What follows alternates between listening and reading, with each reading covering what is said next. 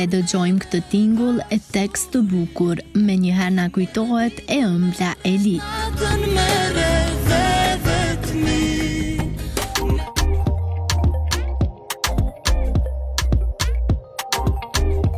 E ftuar për herë të parë në Zoom, ajo flet për të përditshmërinë e saj këto kohë. Unë kam një lloj energjie të brendshme pozitive dhe që nuk dorëzohem kurrë. Unë mund të jem një kohë të gjatë, për shembull pa fjetur, pa gjumë, por përsëri e marr veten, sikur edhe me 2 orë gjumë të jem, unë nisem dhe vim Prishtinë, Tiranë pa asnjë problem, e bëj me kënaqësi. Mbas edhe profesioni im, domethënë të ushtruarit tek kësaj pune në mënyrë profesionale, sepse unë jap mësim në shkollën e mesme të muzikës në Strug dhe normalisht që e kam gjithçka profesionale, dhe dëshira dhe dashuria për artin dhe muzikën e mirëfillt, mbështetja e familjes dhe ai kajmaku ose torta për në fund është publiku, mesazhet e të cilit më japin motivin kryesor që unë të vazhdoj drejt mbrojtjes së artit të mirëfillt dhe vlerave të tij. Risja e Elitës është prurja e fundit që mban titullin As ajo, projekt ky garues në edicionin e si vjetëm të Kënga Magjike. As ajo, mund të them që pas këngës Lodhi së Shtharë, mendoj që mbetet kënga ime e shpirtit. As ajo titullohet kështu sepse në fakt ju drejtoj të gjithë zemrave të dashuruara, por që e dim që gjithmonë kur 2 njerëz duhen, jo gjithmonë, po zakonisht njëri do pak më shumë, ose njëri jep më shumë në një lidhje. Dhe ndonjëherë kjo pjesa, domethënë që jep më shumë, ndonjëherë mund të harrojë dhe veten, edhe kjo është një thirrje, domethënë për ata njerëz që vërtet është bukur të dashurojnë, por ama jo deri në pikën që diçka të bëhet e dëmshme për ta. Domethënë është një thirrje për ato zemra të dashuruara që së pari duajini dhe veten, pastaj duajini dhe tjetrin, sepse as ajo do thot askush, jo unë, po as ajo tjetra, nuk ka për ta plotësuar, domethënë dashurinë e një personi i cili nuk e ka në shpirt, nuk e njeh dashurinë. E me shumë dashuri Reçi vazhdon të flas për këtë paraqitje, që e cilëson të denjë, duke marrë parasysh mesazhin që përçon kënga. Teksti, se më kujtove tani dhe veshjen që e ka krijuar Etnik Shala nga Kosova, kreatori i mirënjohur, edhe Sevdie Veliqi, e cila ka punuar dhe ka qëndisur me dorë tekstin e këngës tek fustani i Këngës Magjike, besoj që e keni vërejtur. Edhe kjo ka qenë një nga pikat ku njerëzit vërtet janë stacionuar dhe vërtet e kanë vlerësuar si punë artistike e plotësuar e gjithë kësaj, por ama edhe natyrisht edhe muzika dhe orkestrimi dhe të gjitha elementet, domethënë ka marrë mesazhe vërtet jashtëzakonshme, si nga njerëz të zakonshëm, ashtu edhe nga njerëz profesionistë, të cilët mendimet e cilëve natyrisht që i vlerësoj shumë. Në një kohë aq dinamike, ku muzika edhe ndryshon hera herës, Elita ka mbetur e njëjtë dhe origjinale si ditën e parë.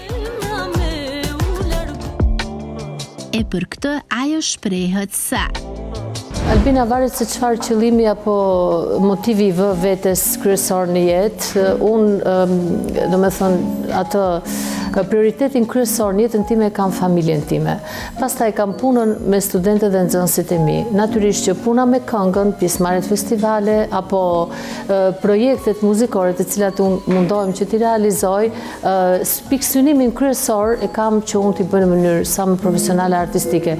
Nuk mund të them që nuk dua të përfitoj sepse do tregohesh jo modeste, por megjithatë mendoj që nuk do doja dhe t'jem nga ato artiste të fast food, që mu bë kënga, një këngë hit dhe pastaj pas një kohë nuk e dëgjon askush, ose po, nuk e di, nuk i bën përshtypje askujt, sepse natyrisht që ka. Natyrisht që ka, por unë nuk dua të gjykoj asnjë në fakt, secili ka rregullat, principet e veta në bazë të cilave punon, krijon. Për dashurit vërtet. Kur jemi te kjo temë, atë pyetëm në lidhje me konkurrencën. Sa i friksohet ajo këtij fenomeni që me raste gara bëhet shumë e egër. Jo, fare. Unë mendoj që një artist i vërtet e do konkurencën, biles mund të them me plot gojë që këtë vit në Kënga Magjike konkurenca është jashtëzakonshme dhe mua kjo më bën të ndihem shumë mirë sepse ndjej veten artiste të vërtet.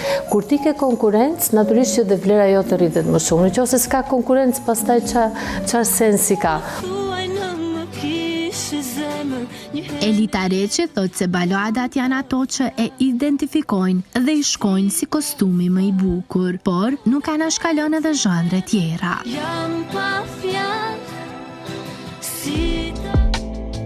Për ndryshe ajo është aktive dhe në dasma, e përnzo me thot një moment të sikletshëm që i ndodhi gjatë zhvillimit të tyre.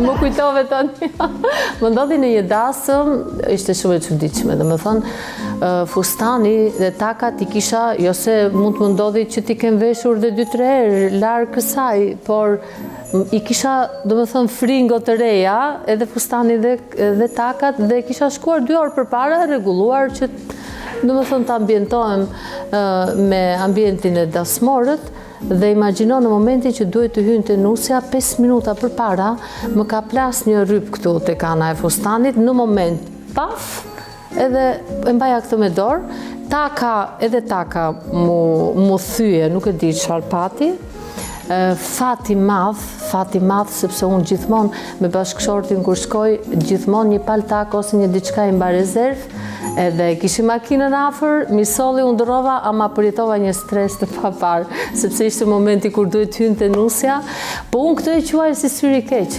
Albina.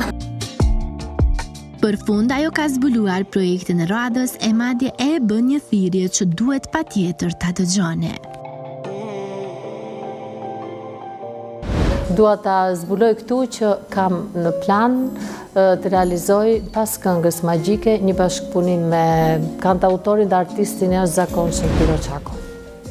Në qoftë se vërtet e dëshironi, e pëlqeni dhe dashuroni këngën time, më votoni.